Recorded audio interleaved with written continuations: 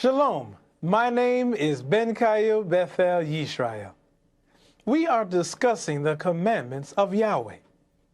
And more specifically, we are discussing the fact that the first direct commandment that Yahweh ever gave to man was given to Adam in the Garden of Eden, which was to dress it. We have learned that the seventh day is the Sabbath of Yahweh.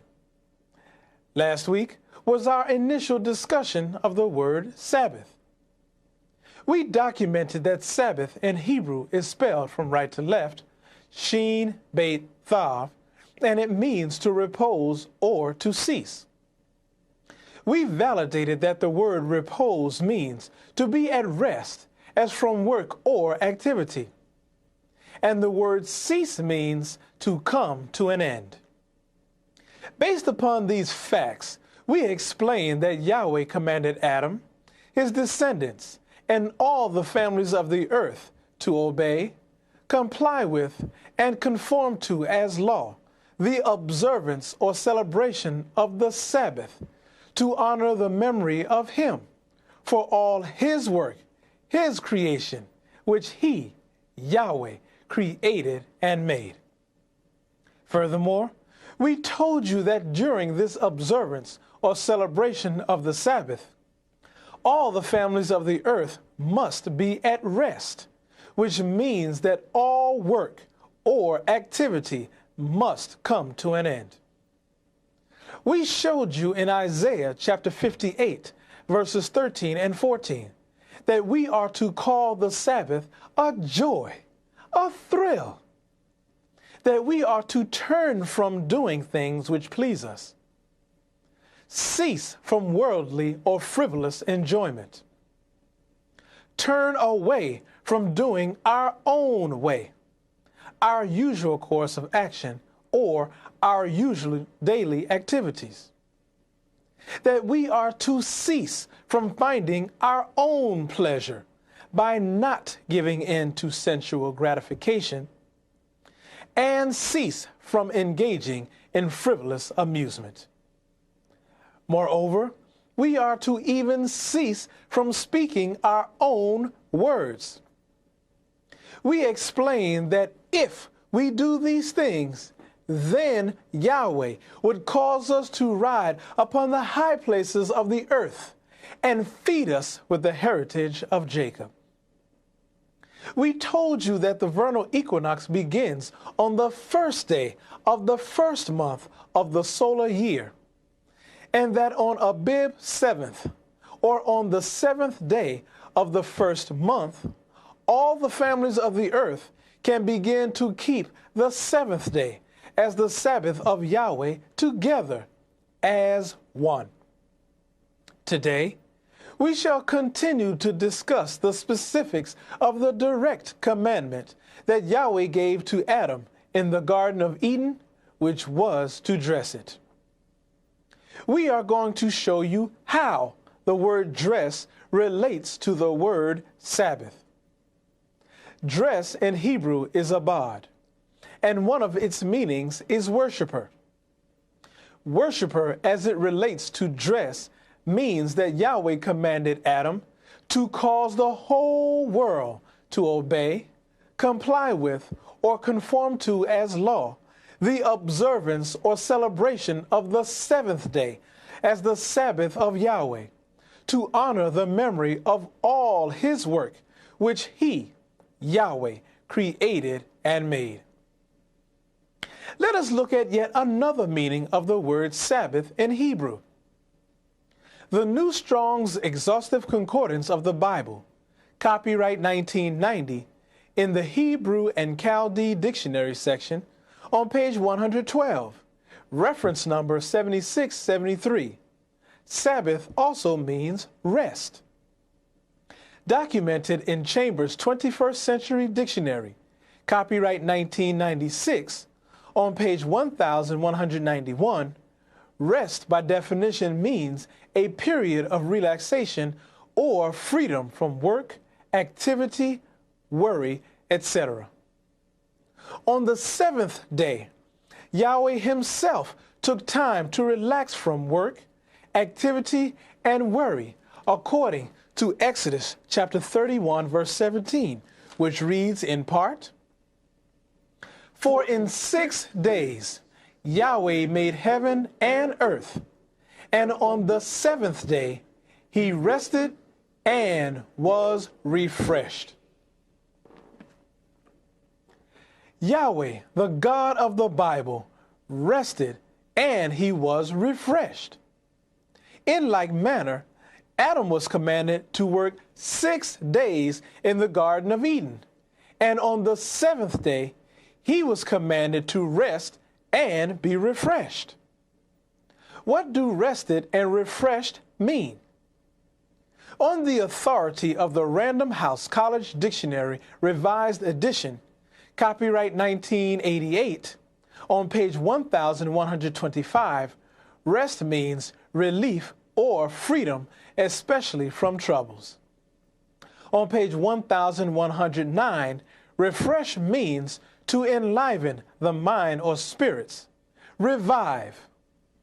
On page 1130, revive by definition means to restore to life or consciousness, to renew in the mind. To observe or celebrate the 7th day as a day of rest, Adam was commanded to relieve or free his mind from all troubles or worries, to enliven his mind and spirits with the knowledge of Yahweh, which would restore his physical life as well as his spiritual consciousness, and which would also renew him in the mind.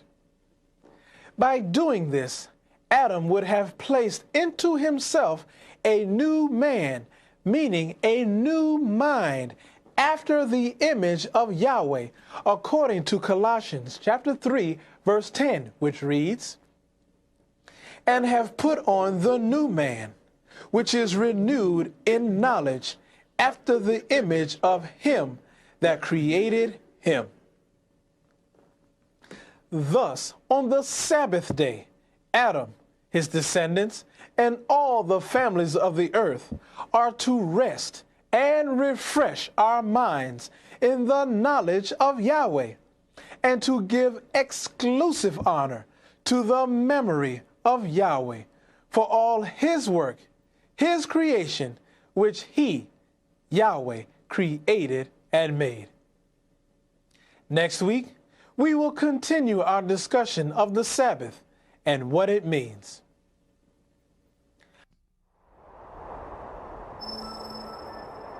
Who is worthy? Who is worthy to open the book? Who is worthy to open the book and loose the seals thereof? And in the midst of the 7 candlesticks, one like unto the Son of Man, clothed with a garment down to the foot, and girt about the paps with a golden girdle. His head and his hairs were white like wool, as white as snow, and his eyes were as a flame of fire, and his feet like unto fine brass, as if they burned in a furnace, and his voice as the sound of many waters. At the end of time of evil rule, the Anointed One, the Messiah, shall appear.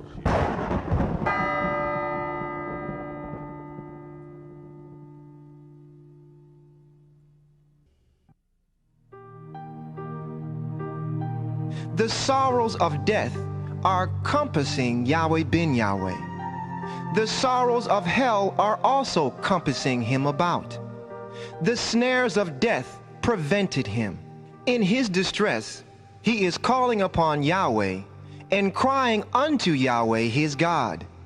Yahweh is hearing his voice out of his temple, and his cries have come before Yahweh, even into his ears. Now the earth is shaking and trembling. The foundations also of the hills are moving and are shaking, because Yahweh is wroth. There is going up a smoke out of the nostrils of Yahweh, and fire out of his mouth is devouring all his enemies. As the whole world is witnessing the coals that are being kindled by the smoke out of the nostrils of Yahweh. Psalms chapter 18, verses 1 through 8. Yahweh has bowed the heavens also, and has come down, and darkness is under his feet.